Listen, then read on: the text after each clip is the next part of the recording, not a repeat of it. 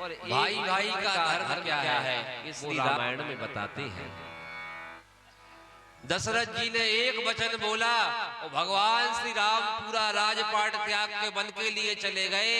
और इतने कछु को पापा ने कह दई तो जा कहते हैं कि तुम्हारी बुद्धि सठिया गई है, तुम शांत ही बैठू करे, तुम जानत नहीं आवे कछु, समय बदल गयो है।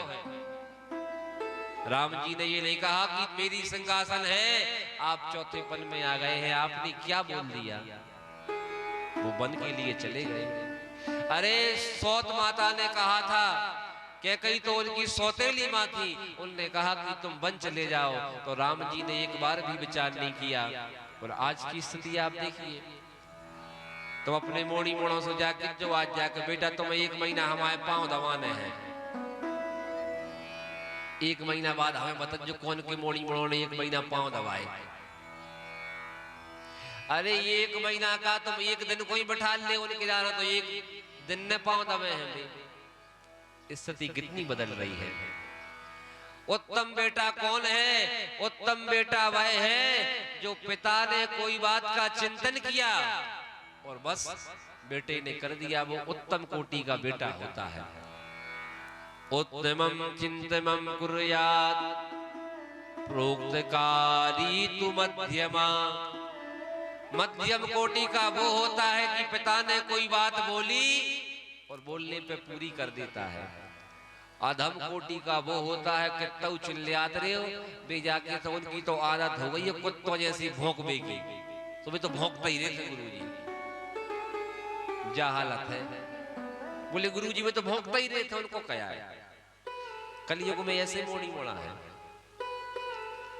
उत्तम कोटि का वो होता है जो कुछ कहा और बस तैयार हो गए। यदि ऐसे बच्चे नहीं होते तो गुरुजी लोग वृद्धाश्रम क्यों बनाते? वृंदावन में कितने वृद्धाश्रम बन रहे हैं। वृद्धाश्रम बनाना अच्छी बात है, लेकिन ये जो है पाश्चात्य संस्कृति का विषय है। वृद्धाश्रम नहीं बनाना चाहिए। वृद्धों की सेवा तो घर में करनी चाहिए। कितना ही बड़ा आप वृद्धाश्रम बना दें, लेकिन जो सुख माँ बाप को अपने बच्चों के साथ रह के मिलता है वो वृद्धाश्रम में नहीं मिल सकता। उस माँ को अपने बेटे की बार बार याद आएगी, कोई कितनी सेवा करे, लेकिन उसका मन तो अपने बच्चों पे ही जाएगा। इसलिए भैया वृद्धों का सम्मान करें, उनकी सेवा करें, उनकी मर्यादा रखें, माता पिता का जो कर्तव्य है वो रखें। भगवान राम वन के लिए चले गए, अपन वन तो नहीं पहुंचा रहे, लेकिन कम से कम माता पिता को वृंदावन का ही दर्शन करा दें तो ही बहुत है। बहुत सौभाग्यशाली बच्चे हैं जिनने अभी कुंभ में उनको स्नान करा दिया, बहुत सौभाग्यशाली है। और देखो पुत्रवती युवती जग सोई, पुत्रवती युवती जग सोई, पुत्रवती युवती जग सोई, पुत्रवती युवती जग सोई, पुत्रवती युवती जग सोई, पुत्रवती युवती जग सोई, रघुपति भगति जासु सुत होई, रघुपति भगतो जासु सुत होई, पुत्रवती युवती जग सोई, पुत्रवती युवती जग सोई, पुत्रवती युवती जग सोई, पुत्रवती युवती जग सोई। उन्हीं माता पिता का अपने बच्चों को जन्म देना सार्थक है जो अपने बच्चों को 3 कार्यों में डालते हैं। या तो वो भक्त बने, या दाता बने, या फिर शूरवीर बने। उन माताओं का जन्मना सार्थक है। एक और आपको अच्छी बात हम बताएं, कुत्ता सबने देखा है। यज्ञशाला में कुत्तों की व्यवस्था करके जरूर जाने हैं जजमानों को। हाँ, ओ के बाद ही जाने हैं, कुत्ता न जाए। मंडप प्रवेश तो यही से नहीं भाव, कल हो यही से मंडप प्रवेश के बाद कुत्ता चला जाए तो पूरा मंडप दोबारा लीपने का विधान है। इसलिए भैया उसकी व्यवस्था करना है अपने लिए, भले चाहे रोटी खा के आज जो बाद में मनु को बंद करने हैं अपने लाने। हाँ, और यदि निवेदन मानना स्वीकार करें तो बारी बारी से 2-4 लोग रात में जरूर सोए यहाँ भाई, 2-2, 4-4 लोग बट जाएं आप ऐसा।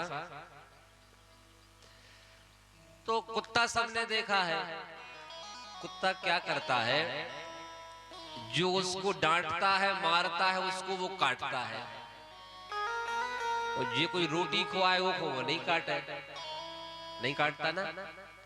अच्छा, और दूसरी बात ये भी है कि कुत्ता घर में रहता है, दूसरे आदमी आए तो उनको भी काटता है, दौड़ता है, दौड़ता कि नहीं।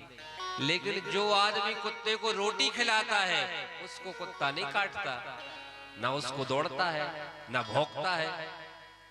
जो खिलाता है उसको नहीं काटता ना भौंकता है।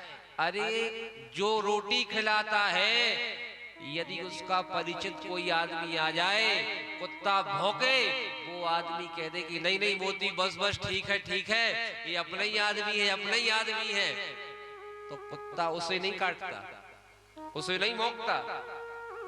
ये बात सही है कि नहीं है? जिन माँ बाप ने हमें लाखों करोड़ों की संपत्ति दी, उन माँ बाप के लिए हम कुत्तों जैसे भौंक रहे हैं। बात को अन्यथा बात कर भी लग सकती है, लेकिन बात सत्य है। तुम्हें लाखों करोड़ों की प्रॉपर्टी बना के माता पिता ने दी, तो क्या कुत्तों से भी गए बीते हो गए? कुत्ता जो रोटी डाले उसके लिए भौंकता नहीं है। जो आदमी कह दे कि मोती बस बस बस ये अपना ही आदमी है, इसको मत काटो, तो वो कुत्ता भौंकता नहीं है। जिन माँ बाप ने घर दे दिया, संपत्ति दे दी, बच्चे उन्हीं को भौंक रहे। बोले तुम कुछ नहीं जानते, तुम तो बैठे रहो बस।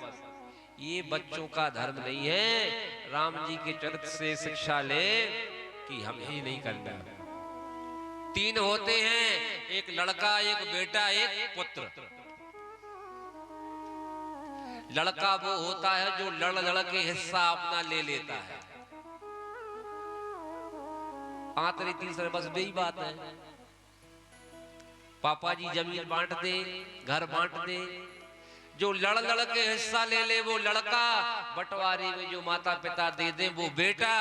लेकिन जो ना लड़के ले ना बंटवारे में ले, माता पिता जो इच्छा से दे दे और ना दे तो कोई बात नहीं, उनकी चरणों की सेवा करे, उनके जीवन में उनकी सेवा करे, उनका ध्यान रखे, उसे कहते हैं पुत्र। और ऐसे पुत्र के लिए जो पा जाता है उसका जीवन ही सफल हो जाता है, उसका जीवन धन्य हो जाता है।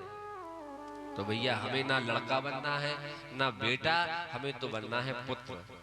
और 3 और होते हैं, एक को कहते हैं पूत, एक को कहते हैं कपूत, और एक को कहते हैं सपूत। पूत कपूत तो क्या धन संचय, और पूत कपूत तो क्या धन संचय। इसलिए इतने लोगों से आप बच के रहना।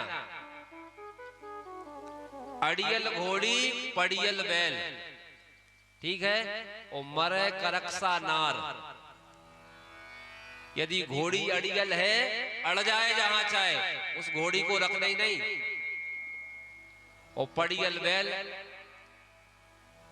मरे करक्सा नार, खराब बोलने वाली घरवाली होए, चली गई हो दुख न करियो। पुराण में लिखा हुआ है कि मरे करक्सा नार, जो गलत बोले हर दिन आदमी उसकी वाणी से मरे तो क्या फायदा।